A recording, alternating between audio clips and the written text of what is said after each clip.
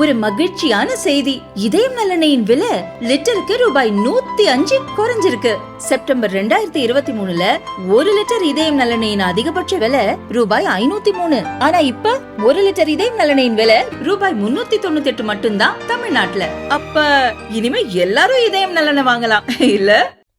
தமிழகத்தில் மின்வாரிய ஊழியர்கள் 2 மாதங்களுக்கு ஒருமுறை வீடுகளுக்கு நேரில் சென்று மீட்டரில் பதிவாகியுள்ள மின் பயன்பாட்டை கணக்கு எடுக்கின்றனர். இதற்காக கணக்கெடுப்பு செயலி ஊழியர்களின் மொபைல் போனில் பதிவிறக்கம் செய்து தரப்பட்டுள்ளது.